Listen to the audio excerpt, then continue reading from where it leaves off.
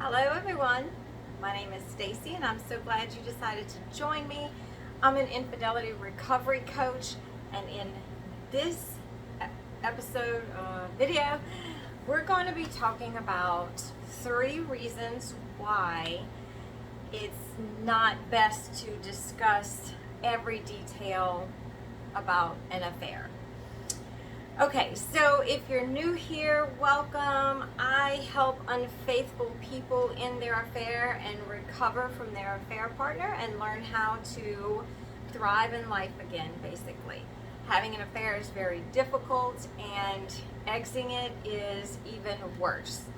So if you would like more information on how you can work with me, if you're struggling to end your affair, if you're feeling trapped and you just want to get out, check the description box below. There's a link to my calendar where you can schedule a discovery call with me. And during that 30-minute discovery call, we will go over your story and I will customize a recovery plan that is tailored to meet your specific needs in the stage of affair recovery that you are in. Okay, let's get on into this video. All right, so I've had couples, when my husband and I work with couples, they, some of them want to know every detail. Some of them do not want to know every detail. My husband, he did not want to know every detail. He just didn't think that it was necessary for him to know everything. I always, tell people, once you know something, you cannot unknow it. Hold on. I just needed a sip of coffee. Once you know something, you cannot unknow it. So you really want to be careful with, what your decision is, hey, what do I need to know? What's best? Now, I've also noticed with our couples that giving every detail can really affect my clients. So today's video, I want to talk to you about 3 ways that you can call it full disclosure, you can call it share every single detail, it doesn't matter, but I want to talk about 3 ways full disclosure can be harmful to the unfaithful and can actually push them back to their affair partner. Okay, so the first one is, whenever you're a betrayed spouse and you start to ask questions and they believe, it's like, okay, I have to be honest, I have to be transparent, and they're completely transparent with you, it can create further distance between the couple, meaning the husband and the wife, or whoever had the affair.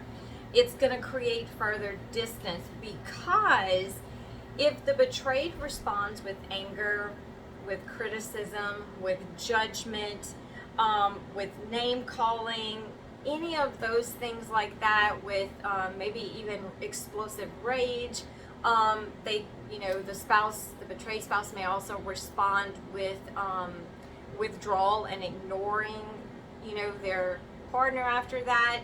Any negative behavior that happens once the unfaithful is, completely disclosed, every single detail you could probably think about, then it's gonna cause the unfaithful to no longer feel safe, which they never did feel safe, okay, right? So by the time a person has had an affair, especially women, they no longer have that connection with their husband, so the safe space to be completely open and honest is gone. But whenever you're asking for details or you're demanding details and then they tell you the truth and you respond in a negative way, it does not help the unfaithful to feel safe to tell you more stuff, in other words, or to be open with you about the struggles, their thoughts, or anything like that.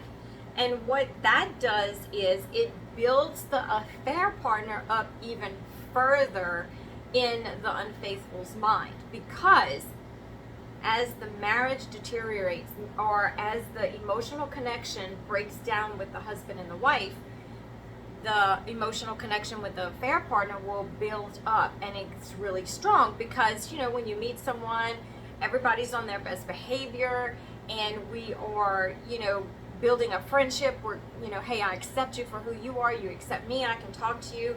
There's not going to be any, you know, judgment, any fears of anything. And when that happens, it creates an emotional connection. So if you have the spouse over here and you guys are trying to reconcile the betrayed spouse, and they're asking for every single detail you could probably imagine, and then the unfaithful gives them and they respond negatively, it's going to push them back, and in their mind, because of where the unfaithful is at, it will villainize the spouse even further, and it will cause the connection that they feel to the affair partner to grow even stronger. Even if they're not together, they will still feel connected to them because they, you know, will say, well, so and so got me. You know, the affair partner understands me. They're my person. They're my soulmate. So that's number one as to, you know, why full detailed disclosure can send the unfaithful back to the affair partner. Now, I will say this: I'm not saying that the betrayed spouse doesn't have a right to be hurt, doesn't have a right to be angry, doesn't have any of that. Yes, you do have a right to be hurt and angry. Your feelings are valid. How you respond is your choice and your responsibility, especially if you're trying to rebuild the marriage. So before you set out to ask all those questions, make sure you're in a place that you can handle them. So we take our couples through a specific recovery plan when it comes to disclosure, because we want to make sure that this doesn't happen. The stuff that I'm talking about today, we want to make sure it doesn't happen. Okay, number two, it feeds urges and temptations. So when you ask us, the unfaithful, to remember details, where did you go eat, what restaurants were you at, what hotels you stayed at, what positions you like, what did you do sexually, you start asking all of these questions, it causes us to remember, like, okay, now I have to tell you how many times we did it, what sex was like, you know, where did we go, what position. I mean, and I know that's really detailed, but this is what that video is about, is the details, because there are couples who want to know the details and don't realize the harm it's causing the unfaithful. So when you're asking for those details, it will become a trigger for the unfaithful, and it will cause them to, okay, well, I have to go back in my mind and I have to start to remember all of this stuff, which I haven't forgotten it, you know, but I have to recall it. I have to bring it up. And triggers come with very powerful emotions attached to them. And usually disclosure is in that first month, you know, and that first month after an affair ends, that's when we enter into the crisis phase for the unfaithful. And that's when the unfaithful is very vulnerable to a relapse, meaning they're very vulnerable to going back to their affair partner.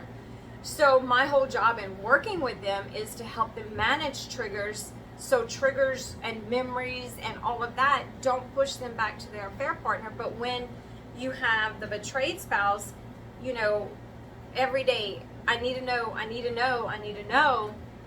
then it puts the unfaithful in a position where they are battling even stronger urges, because as I bring that memory up, it's coming with the emotion, with the urges. Oh yes, I remember what it was like. I remember, you know, what we did at this certain hotel, this certain restaurant, that kind of thing. It doesn't work. For my clients, it really creates a stressful situation even further. Now, I know this video can be kind of controversial because, you know, a lot of people think that that it has to be all about the betrayed and not about healing the unfaithful. But when it comes to marriage reconciliation, when it comes to the couple wanting to rebuild the marriage, it's about the couple. It's not about one person. Okay, so number three, the memories create fear. So sometimes when we're sitting there, you know, let me back up and say this. If you're a betrayed spouse and you're listening to this, I want you to understand that when your spouse ends their affair, they enter into a 3-month crisis phase. That crisis phase means that the grief is intense, the memories are intense, the battle in the mind that they face is extremely intense. They will have all kinds of thoughts that they may not even share with you, fearful thoughts, just grief. Whatever you could think about that comes with grief, they will have to deal with it. And adding to the pressure of let's talk about all the details does not help. There is a way, however, to get your questions as a betrayed spouses and get those questions answered without triggering the unfaithful to go back to their affair partner or send them into a shutdown mode where they're numb and they just don't want to work on the marriage. But it creates a fear, and when that person starts to think, oh my God, I will never see my affair partner again, now they're in survival mode. Now their nervous system has said, oh my God, losing the affair partner is a threat to this person's survival. So now I need to go into the fight, the flight, or the freeze stage. And this is the last place, as a betrayed, you want your unfaithful spouse to be in, is that phase. Because if they go into the flight, then they have checked out. I'm numbing, I'm not working on recovery, and it's possible they'll go back to their affair partner. If they are in the freeze stage and the affair hasn't ended yet, they will shut down, they will stop all the process of trying to end the affair, and a lot of this is involuntary because now the nervous system has completely taken over the logical part of the brain and it's in survival mode, and this is the last thing that we want to happen. So those are the 3 ways that full disclosure can cause the unfaithful to go back to their affair partner. We want to avoid this from happening, and I hope that this video has really shed some light on, maybe some confusion that you're having through recovery and that kind of thing. So it was great to be with you guys today. If you have any questions, please leave them down below. And like I said earlier, if you would like to work with me, all that information is in the description box, and I'll see you in the next video. Bye.